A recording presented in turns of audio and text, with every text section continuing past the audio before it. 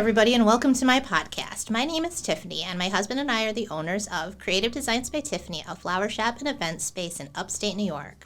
While we'll continue to talk about the original flowers and floral arranging, we're expanding to talk about everything I love and nothing that I don't. Thanks for giving a listen.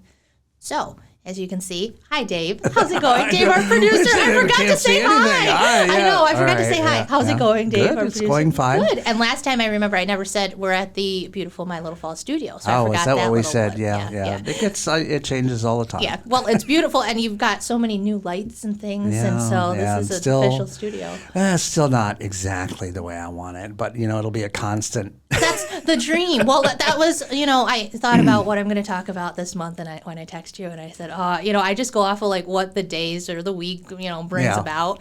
And so if it's happening this week, that's what I'll be talking about. Okay. So I was thinking of it and like the slow building. I talked to my dad about like the business as a business owner. You want it to like be exactly how you want to see it immediately.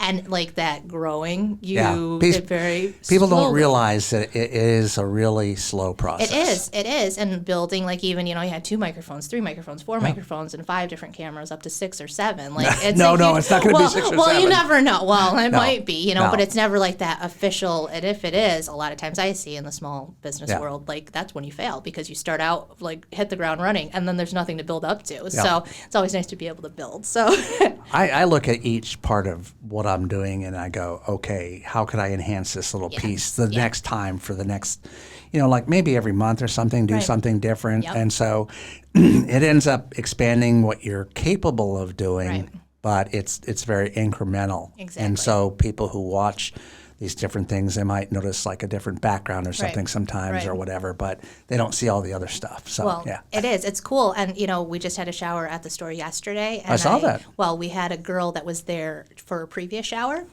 This is the first time that's happened since we opened up for events. And I said, that's good, because I just changed what I call like the chandelier, the floral chandelier. Yeah. So it's different. And I said, that's what I wanted, that people aren't coming in for the same events or something different 2 months later and it looks exactly the same. Right. So it's always evolving, always changing. And now it's almost Christmas, which I can't wait for. Oh, no. So I am very excited about Christmas. So that's the first thing I'll talk about today is the flowers end of it. So you can see in the shot, if you're watching online, there is a dish garden propped here in front of my microphone, I guess it'd be. It does. It kind of hides it a little bit. Looks like we're in the Should jungle. I hold it up a little? Yeah, you can. Okay, so you see that red flower there that. in the front. So anybody who's listening, there's a red flower there.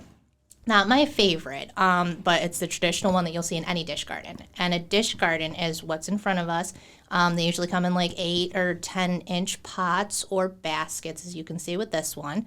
And there's a variety of plants in them, and they're permanent. They're permanent. Oh, so, okay. Not like cut flowers. Okay. Right. So they last a long time. A lot of people will give them for gifts. We'll say for funerals, because they last a long time. So it's like that everlasting gift that people can have, and if you maintain them, they last for years. Oh wow. So sometimes they can last. I have a few friends that have them from 10 years ago when someone passed, and they just kept repotting them and replanting them, and they're a great indoor plant. Now they're on their own as compared to 6 or 7 in a clump in a basket.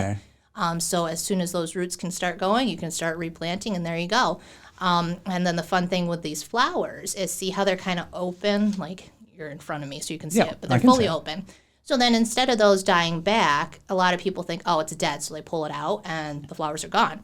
If you trim those, and I forgot my clippers, but if you trim them down, they'll come back. Oh, nice. So it's a really long-lasting gift. You just have to have patience, which some people don't have patience. See, people don't realize that I get to keep that when you leave. Right, exactly. So we'll see in a year if this is still going. Oh, my God. Well, and that's No stress. Well, and that was what I was thinking, too, with October, November, whenever we are now, is last year we didn't have a podcast. So in a year, see how far you've come. See, so in a year, we'll see this thing evolve. And, I can show you, African violets that I bought, I don't know how many years ago in Dallasville at the Violet Festival Parade. Still going? And they're going nuts Isn't that now. awesome? So it was probably about 6, 7, 8 years ago. Sounds like you have a green thumb then, because... I do, but I don't get a lot of time. Yeah.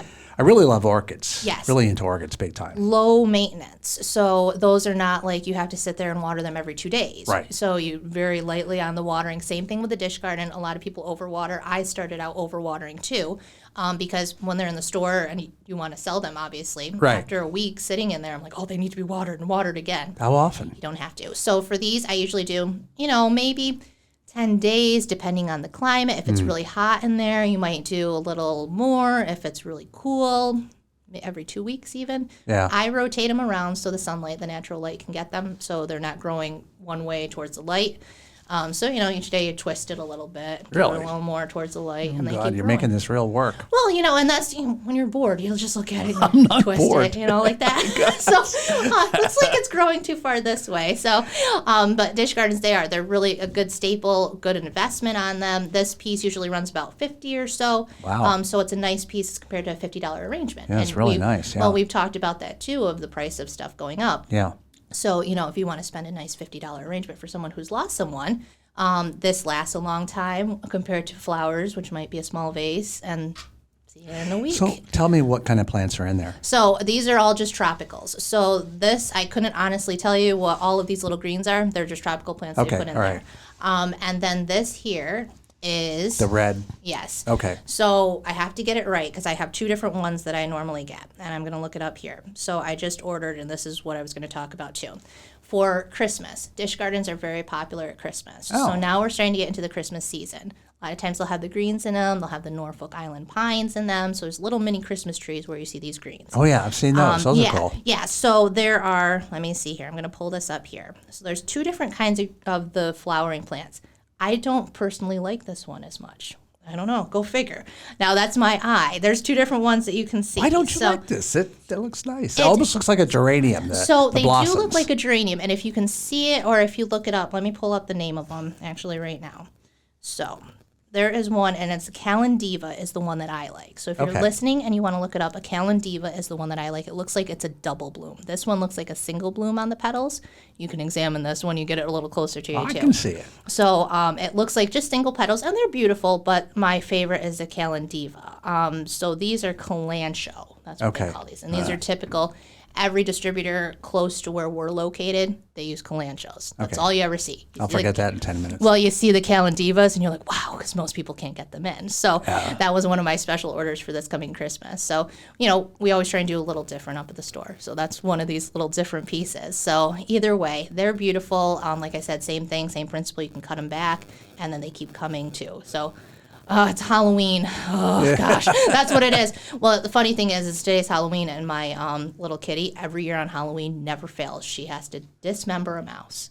Don't know what's wrong with her, but she does it every single year, and it is disgusting to Not me. a black cat, is she? No, she's not. She's just a little gray, whatever kitty. I'm not a cat person. Ben's a cat person. So, you never know. I texted him today. I was like, you got to be kidding me. 7 years of this. Every 7 years. So anyway, not a fan. Not a fan at all. No, every year for 7 years. Well, every year for 7 years. Yeah. Yes, she dismembers a mouse. It's funny in a way because I'm like, of course it's Halloween that happens. I think that's normal to cats. That's what they do, but I'm not a fan of it at all. So that was my morning this morning, and I was like, I don't know what to do because she's on. She starts meowing, going crazy. Anyway, not a cat person. See, you're learning a little more about me beyond the flowers. Not a cat person. So, fun thing about cats too, and that's a lot of people will ask, are these friendly? So you want to keep these away from your cats. These dish gardens too. Oh, okay. So they can't eat the leaves. Cats tend to try and eat the grasses because they think it's grass outside. Yes. So just watch them and stuff, and you can see on the points. If the points start looking like they're not pointy anymore, you might want to put them out of the way of a kitten or in the window somewhere. And most of the time they keep away from them, but on the off chance you have a crazy cat like mine, you may want to move them. Yes. She'll try eating it. Right. She'll right away notice it and go, what the hell is this doing yes, in the house? Exactly. Yeah. And you can watch them too, and then like this moss we put on the well, not the ground, but on the bottom of it, it kind of deters too. It doesn't look like it has any litter. Yeah. Because they like to dig and stuff. So there's little precautions we do there for you too. Nice.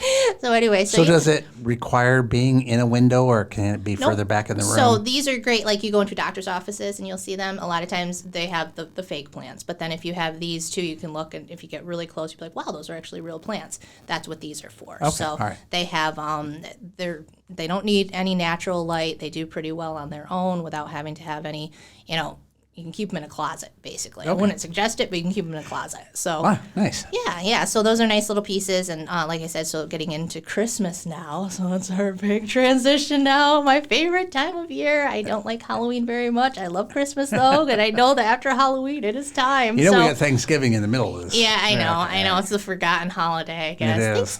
Thanksgiving's not really my thing either, because I don't really like all of the food. I always say, like, I don't get, it's all just like...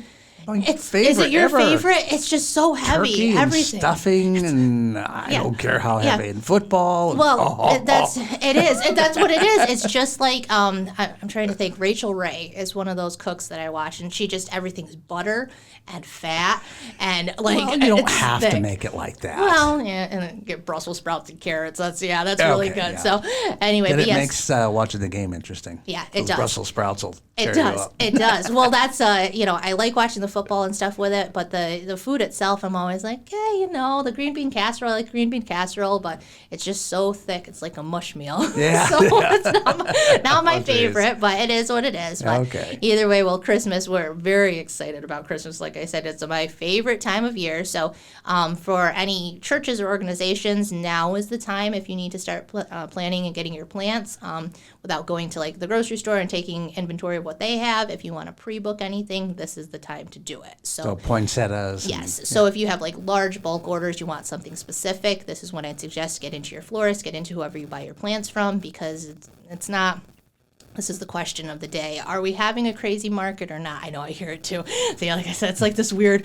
But either way, I said, it's one of those, you got to get in there, get it what you want now, get it ordered. And then even though it's only, it's about 8 weeks away, you're going to be on a good path for it. Because last year I ended up, some people wanted pink poinsettias, couldn't get them, but they came in and ordered in December. So if you have a specific need that you want, or especially big bulk orders for churches or organizations or handing out things, I would suggest getting in definitely now to your florist and talking to them about your options. So, but for Christmas, we have a big announcement, kind of an announcement. I have a photographer that's going to be coming up to the store for some reason. At the beginning, stray. I know, some stray photographer trying to build up his rapport, I guess. But we are having our pop-up portraits. So this is a great time to explain pop-up portraits, because most people don't seem to get it, even though we did it already once before. So what pop-up portraits are, the concept is you come in, and this time we'll take away doing a quote of the day unless they want to. That was the fun part. I know, this is, it's Christmas, so we got to give one thing and not too many things or it's overwhelming. But we always do our holiday open house. You could say, what's your favorite thing about Christmas? Yeah, we could do that too, but that makes more work on the end for the photographer. Yes, it does. So we'll see how we end up with that. But the pop-up portraits were kind of a cool idea I had seen online, and I had approached Dave about doing some photos for us. And what it is just a fun community event. It's free. You get to come in, and it's combined with our open house. So open house, we always have little, stacks and things, and you can see what's going on in the store, all the holiday plants, the dish gardens that are at your offering.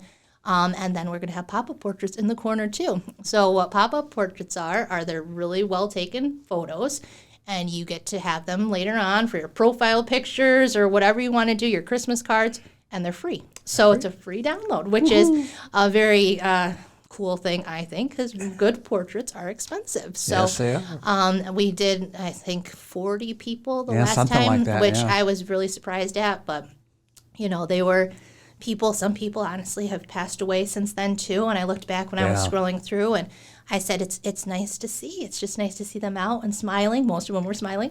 And a few kids and stuff. So that was about 1.5 years ago. So some of the kids are a little bit older too. So as they evolve. So come on out. It'll be December 4th from 11 till 1 up at the store. And hopefully it's not snowing too badly. But we still need a little bit of snow for that Christmas gleam, and I'll have it all set up in there, which I can't wait for. Yeah, so it'll be fun. Yeah, so it'll be a fun Christmas event. Not too soon. A lot of Christmas on Mains. I think Dolgeville is doing their Christmas on Main November 26th. Mm-hmm. Yes, and then Little Falls, when are they doing they usually do it first week in Christmas in Little Falls is the 10th this year. Okay. And supposedly the 11th. It's not been announced yet, but they may be moving it to 2 days. Okay, which instead of 1. Who can't? I love it. I just love Christmas. It's like the Hallmark Channel. That's what I say. It's like the Hallmark Channel, just with all these small little towns doing all the little festivities. Yeah. So I love it. This is my favorite time of year. So, so it's exciting. And Dolgeville, I think I'm not sure if they're doing a tree lighting at the end of it. It's at night. They've talked about it, yeah.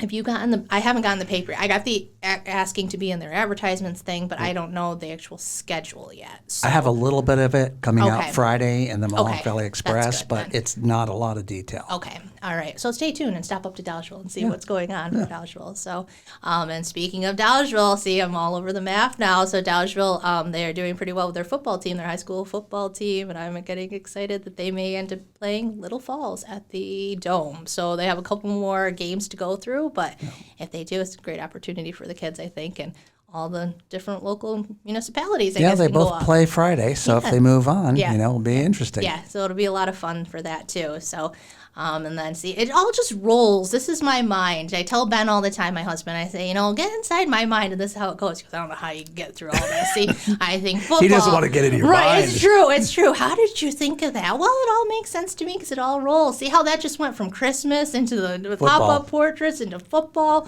and now into sports. So I have to give a big shout out. Here it is. My good friend, Pete Pagliaro, we've talked about baseball. That's kind of how I started out with the Diamond Dogs. He has been there, I read this, 11 years, so I guess that's how long I've known him, about 11 years. He wrote this book, and I think it's just a memoir. I haven't started reading it yet. Will I read it? I don't know yet. Yes, you will. We'll see. You better. I probably will. I don't know. But anyway, he wrote this book, and it actually, I bought this through Amazon, which was a really cool thing. The 1947 Utica Blue Sox. Yes. So excited to read that. And they are the total history buffs, him and Lou, who's the announcer, total history buffs on baseball.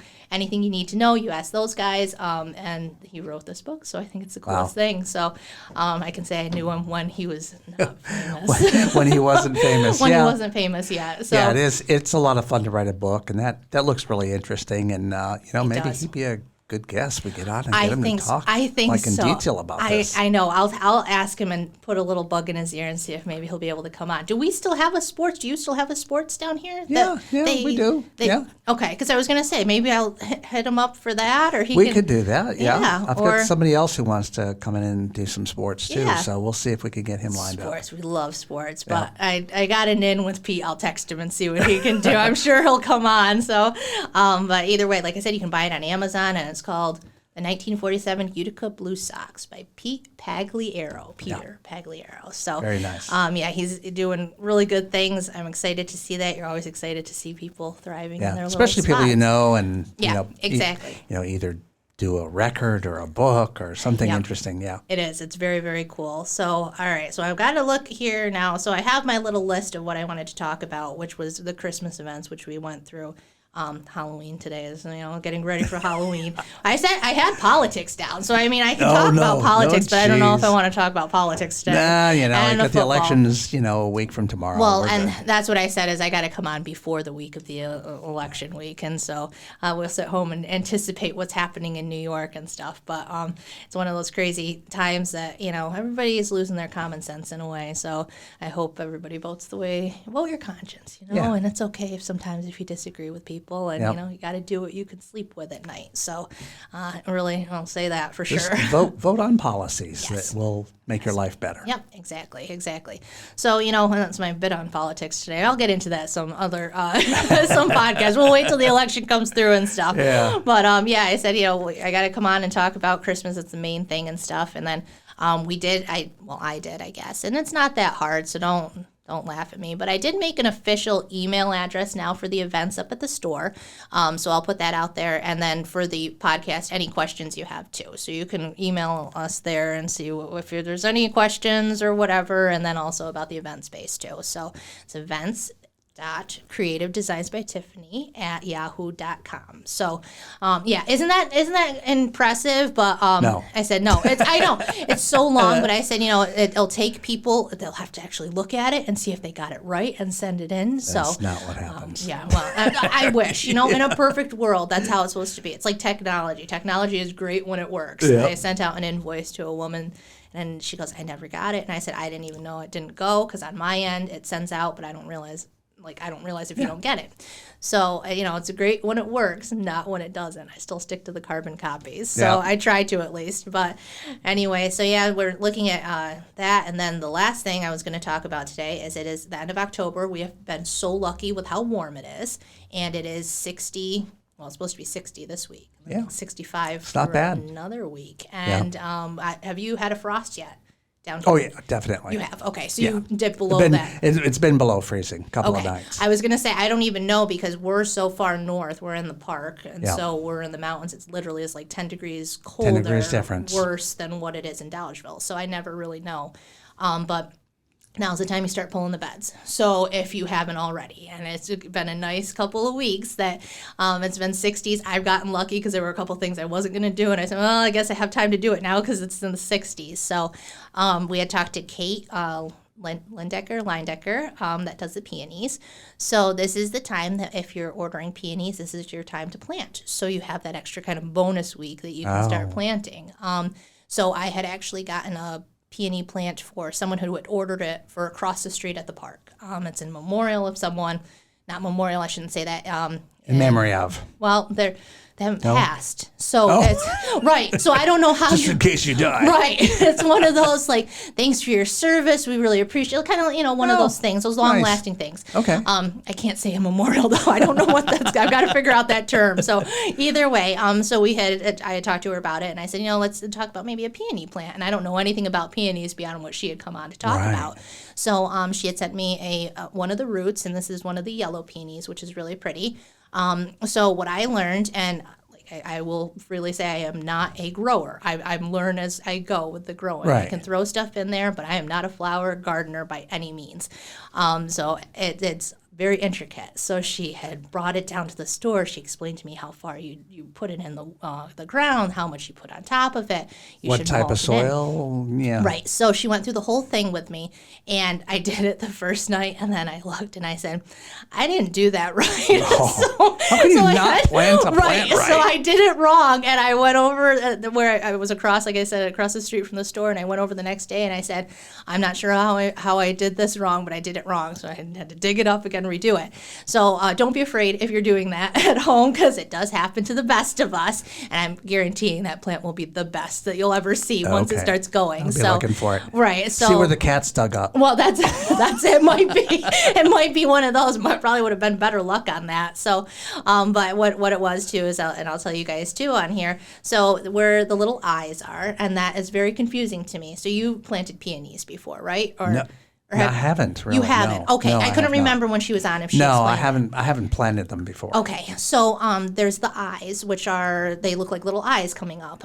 So where she cuts off the plant and then they pull out the root, there's these little red eyes that are basically like the new shoots that are going to come up next year. Okay. Well, I thought that you had to leave the eyes out. You don't leave the eyes out. The whole root has to be buried for a peony plant. So that was my biggest mistake. I thought, well, it shouldn't be under the ground, but you have to think insulation, putting it in. Yeah. So we dug that around, and on her, she's very good with her roots. When she sends them out, she sends out, directions. Instructions, yeah. I don't really read instructions the best either. So you want to do it your own way, and then you realize, I should have read this. So she suggests doing a 1x1 little square around where you're going to have it. So even though that root may be like the size of a fist, you want to do double the size or 3 times the size even of it. So, and you can see the roots when they come out. I should have brought it down before I actually planted it so you can see it. But so they're very cool looking. It's a lot bigger than what you would think. And that's part of the beauty with her farm is that they're very established. It's not like these little baby roots that you get at Lowe's. They're in a little box.